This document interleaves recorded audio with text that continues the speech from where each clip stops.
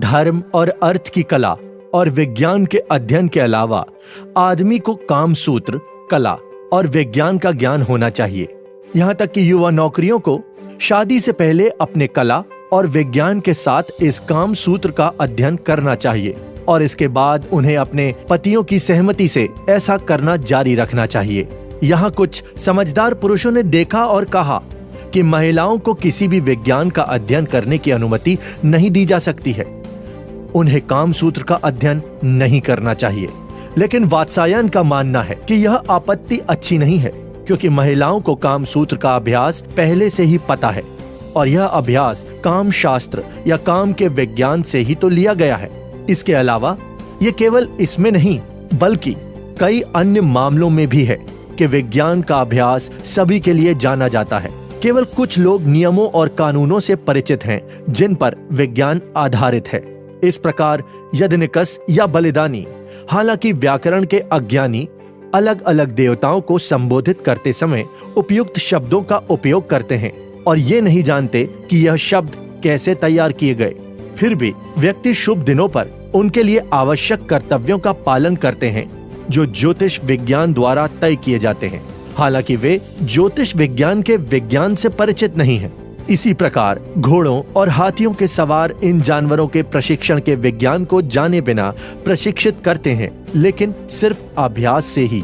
और इसी तरह सबसे दूर दराज के प्रांतों के लोग अभ्यास से राज्य के नियमों का पालन करते हैं, क्योंकि उनके ऊपर एक राजा है और बिना किसी अन्य कारण से और अनुभव से हम पाते हैं कि कुछ महिलाएं जैसे राजकुमारों और उनके मंत्रियों और सामान्य महिलाओं की बेटियां वास्तव में काम शास्त्र में अनुभवी दक्ष हैं। इसलिए औरतों को अपने कुछ गोपनीय मित्रों से काम शास्त्र का या कम से कम उसका एक हिस्सा जरूर सीखना चाहिए। उसे अकेले में गोपनीय तरीके से काम शास्त्र, जो कि 64 तरह के अभ्यास से बना है, उसे अध्ययन करना चाहिए। उसका शिक्षक निम्नलिखित व्यक्तियों में से एक होना चाहिए। उदाहरण के लिए एक नर्स की बेटी जो उसके साथ ही और पहले ही विवाहित थी, या एक महिला मित्र जिस पर पूरी तरह भरोसा किया जा सकता है, या उसकी माँ की बहन यानी चाची, या एक पुरानी महिला नौकर, या एक महिला भिखारी जो पहले परिवार में रहती थी, या उसकी अपनी बहन जिस पर हमेशा भरोसा किया जा सकता है। एक साधारण महिला जो एक अच्छा स्वभाव, सौंदर्य और अन्य गुणों से संपन्न है और उपरोक्त कलाओं में भी अव्वल है, गणिका का नाम प्राप्त करती है, या उच्च गुणवत्ता की साधारण महिला पुरुषों के एक समूह में सम्मान की जगह प्राप्त करती है। यहाँ तक कि इनके बारे में ज्ञान मात्र एक महिला को आकर्षक बनाता है, हालांकि उनका अभ्यास केवल हर मामले की परिस्थितियों के अनुसार संभव हो सकता है। एक आदमी जो इन कलाओं को जानता है, जो बहादुरी और अन्य कलाओं से परिचित है, बहुत जल्द महिलाओं के दिल जीत लेता है।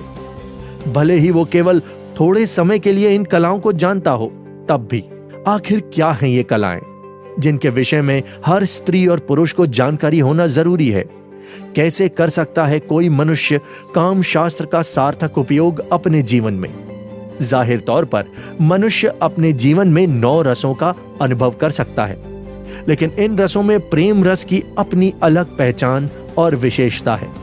यहाँ यह हैरत की बात है कि इसका अनुभव तो सभी करते हैं, लेकिन इसके बारे में खुले तौर पर कोई बात भी नहीं करना चाहता। इस समस्या को समझते हुए अनुभवी और विद्वान लेखक वात्सायन ने एक किताब लिखी जिसका नाम है काम सूत्र। प्रेम रस की कलाओं और उससे प्राप्त होने वाले आनंद के बारे में बहुत विस्तार से जान पाएंगे। और गोते लगाइए प्रेम रस के सागर में।